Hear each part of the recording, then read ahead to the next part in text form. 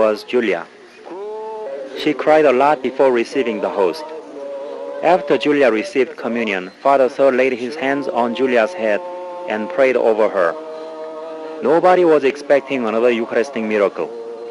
People in the chapel were still in the state of shock from witnessing a Eucharistic miracle in the Naju parish church on the previous day. But again, when Julia opened her mouth a few minutes after receiving communion, there was blood in her mouth. People in the chapel were so surprised, and many were crying loudly. It was the 8th time that the host turned into visible flesh and blood in Julia's mouth.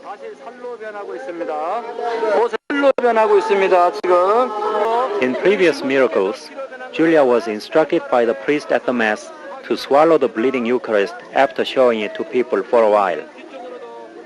No physical evidence remained, but this time Father Sir and Father Marcial dipped their fingers in the blood on Julia's tongue and showed it to people in the chapel.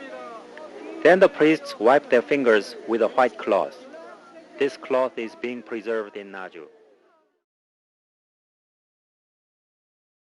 Throughout history, miraculous events have captivated humanity, inspiring faith, wonder, and sometimes disbelief.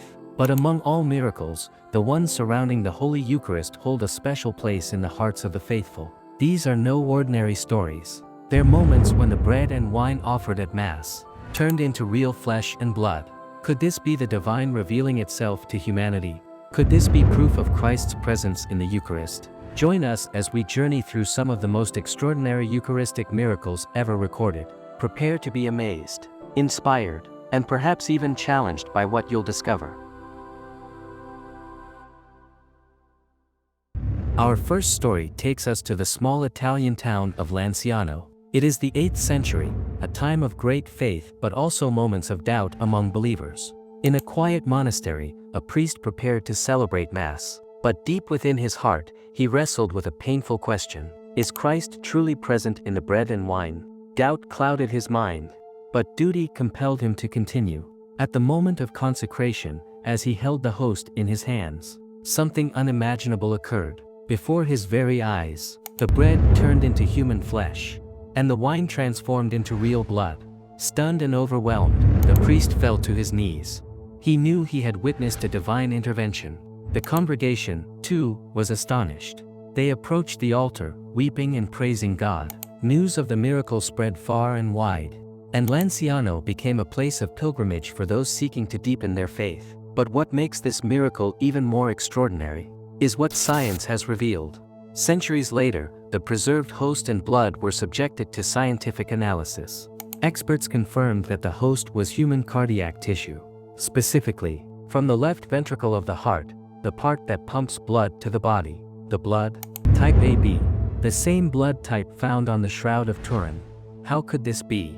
Especially when there were no means of preservation in the 8th century, the miracle of Lanciano continues to baffle scientists and inspire the faithful. Our journey continues to Siena, Italy, in the year 1730. The town was buzzing with activity, as preparations for a grand festival were underway. But amid the celebrations, something tragic occurred. Thieves broke into the Basilica of St. Francis and stole a ciborium containing consecrated hosts. The faithful were devastated, for these were no ordinary wafers. These were the body of Christ. Days later, the hosts were found in a damp, dusty offering box. In another church, to everyone's astonishment, they were perfectly intact. Despite their exposure to unfavorable conditions, the hosts showed no signs of decay. Church authorities decided to preserve them, expecting them to deteriorate over time. But the years passed, then decades, and eventually centuries. Yet the hosts remained as fresh as the day they were consecrated. This miracle challenges our understanding of nature and decay. How could these hosts, made of simple wheat and water, defy the laws of biology? Even today, scientists who examine them are left speechless. The miracle of Siena reminds us that sometimes, faith transcends science, inviting us to trust in the divine. In 1996, in the bustling city of Buenos Aires, Argentina, a priest noticed something unusual. A consecrated host, accidentally dropped during Mass, had been placed in a small container of water to dissolve. Days later, when the priest checked on it, he was shocked to find the host had turned into a reddish substance. The parish priest reported this to then Bishop Jorge Bergoglio, who would later become Pope Francis. Under his guidance, the host was scientifically studied, and what they found was extraordinary. The reddish substance was identified as human tissue, specifically muscle tissue from a heart under severe stress. Moreover, the blood type matched that of the Lanciano miracle, AB. This was no mere coincidence. Could it be that God was sending a message to the modern world?